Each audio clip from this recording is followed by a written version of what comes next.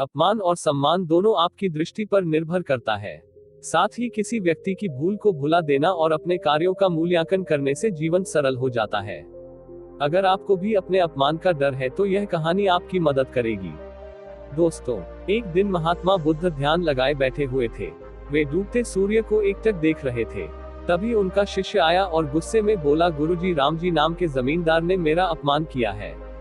आप तुरंत चले, उसे उसकी मूर्खता का सबक सिखाना होगा। महात्मा बुद्ध मुस्कुराकर बोले, प्रिय, तुम बौद्ध हो। सच्चे बौद्ध का अपमान करने की शक्ति किसी में नहीं होती। तुम इस प्रसंग को भुलाने की कोशिश करो। जब प्रसंग को भूला दोगे तो अपमान कहाँ बचेगा।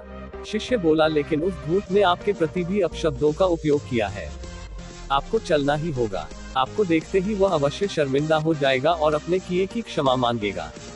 बस मैं संतुष्ट हो जाऊंगा। बुद्ध समझ गए शिष्य बदला लेना चाहता है। जब बुद्ध ने समझाया कि जीवन का मूल्य क्या है, महात्मा बुद्ध समझ गए कि शिष्य में बदले की भावना प्रबल हो उठी है। अभी इसे उपदेश देने का लाभ नहीं है। कुछ विचार करते हुए बुद्ध बोले, अच्छा वत्स, यदि ऐसी बात है तो मैं अवश्य ही राम जी के पास चलूंगा और उसे समझाने की पूरी कोशिश करूंगा। बुद्ध ने कहा, हम सुबह चलेंगे, और शिष्य ने इस बात को मान लिया। अगले दिन सुबह हुई, बात आई गई हो गई। शिष्य अपने काम में लग गया और महात्मा बुद्ध अपनी साधना में। जब दोपहर होने पर भी शिष्य ने बुद्ध से कुछ नहीं कहा तो बुद्ध ने स्वयं ही शिष्य से पूछा, आज राम जी के पास चलोगे ना? शिष्य बोला, नहीं गुरुवर। मैंने जब घटना पर फिर से विचार किया तो मुझे इस बात का आभास हुआ कि भूल मेरी ही थी।